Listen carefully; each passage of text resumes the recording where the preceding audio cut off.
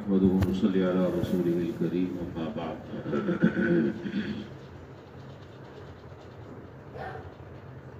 حضرت ام ہانی رضی اللہ تعالی عنہ جو کہ حضرت علی رضی اللہ تعالی عنہ کی حقیقی بہن ہیں اور حضرت ابو طالب کی صاحبزادی ہیں، جناب نبی کریم صلی اللہ علیہ وسلم کے رشتہ داروں میں سے ہیں۔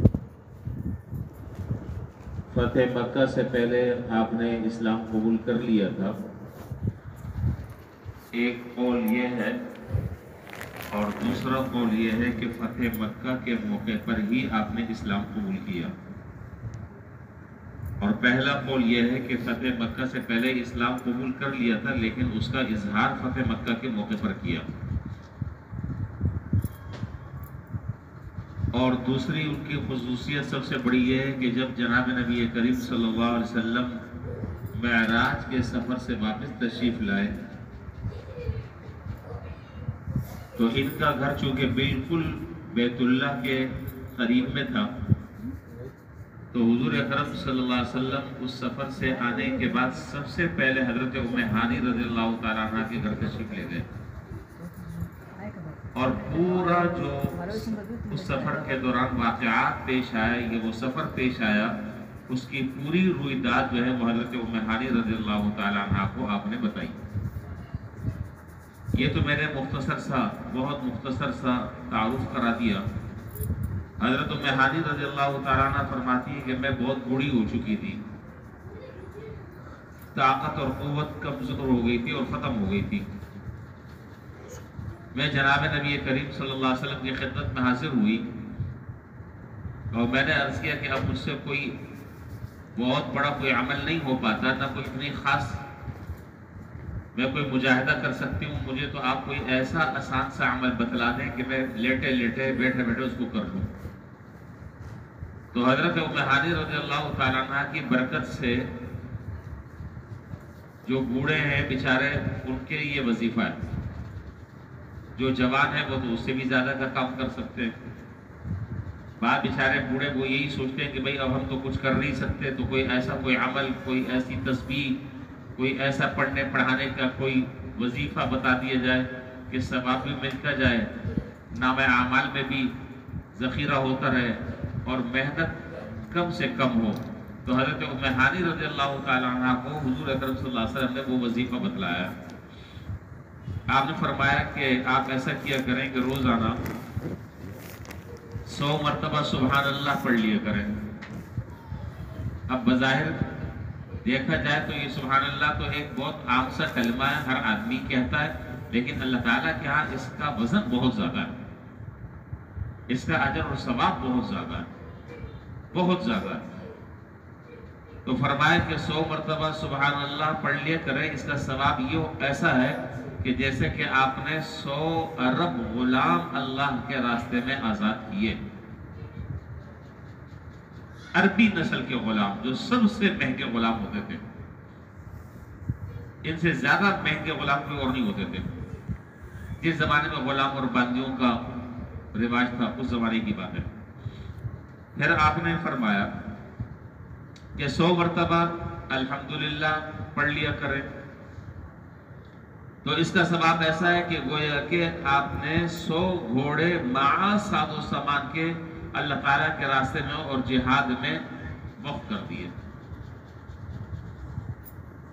اور 100 مرتبہ اللہ اکبر پڑھ لیا کریں۔ اس کا ثواب ایسا ہے جیسے کہ 100 اونٹ اللہ تعالیٰ کے راستے میں قربان کیے اور وہ قربان قبول ہو گئے۔ حدیث میں یہ بھی جملہ ہے، قربان کیے اور وہ اللہ تعالیٰ کے راستے میں قبول ہو گئے، یعنی اس پر جو اجر و ثواب ملنا تھا اس ثواب کا تحقق ہو گیا ہے، وہ ثواب یقینی طور پر مل گیا ہے۔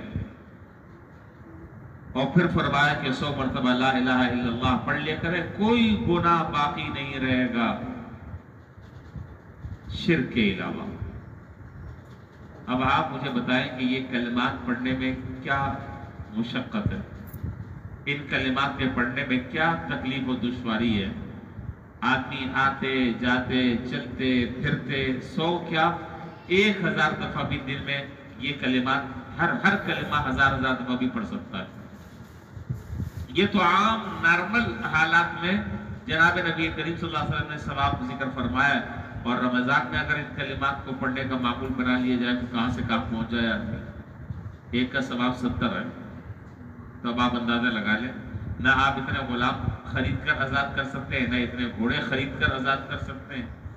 قربان کر سکتے ہیں، نہ اتنے اونٹ اللہ تعالیٰ کے راستے میں آپ قربان کر سکتے ہیں، کچھ بھی نہیں کر سکتے۔ لیکن ان کلمات کو اگر پڑھ لیا جائے اہتمام کے ساتھ، توجہ کے ساتھ، تو اللہ تبارک و تعالیٰ یہ سارا کا سارا ثواب عطا فرماتا ہے۔ اور میں نے جیسا کہ عرض کیا کہ یہ جو کلمہ ہے، حدیث میں ہے کہ جب آدمی ایک دفعہ زبان سے کہتا ہے سبحان اللہ، جنت میں ایک درخت لگ جاتا ہے، ایک درخت لگ جاتا ہے۔ یہاں پر آپ ایک درخت لگانے جائیں، پتہ چل جائے گا، جو اس کے لیے پاپڑ بیلنے پڑیں گے۔ پہلے بھالو مٹی لے کر آؤ، کھاد لے کر آؤ، زمین کا انتخاب کرو، اس کی کڑائی کرو، زمین کو نرم کرو، پھر اس کے بعد درخت لگاؤ۔ اب پتہ نہیں وہ سوکھے گا یا بڑا ہوگا، پانی دیتے رہو، پھر اس میں دوائیاں ڈالتے رہو، ایک لمبا چوڑا چکر ہے۔ اور یہاں زبان سے ایک دفعہ جملہ کہا سبحان اللہ، وہاں درخت لگ گیا، اور وہ درخت بھی جنت کا درخت، جس کا سایہ کیا عالم ہوگا۔ اور حدیث شریف میں ہے، وہ حدیث آپ نے سنی ہوگی، مشہور حدیث ہے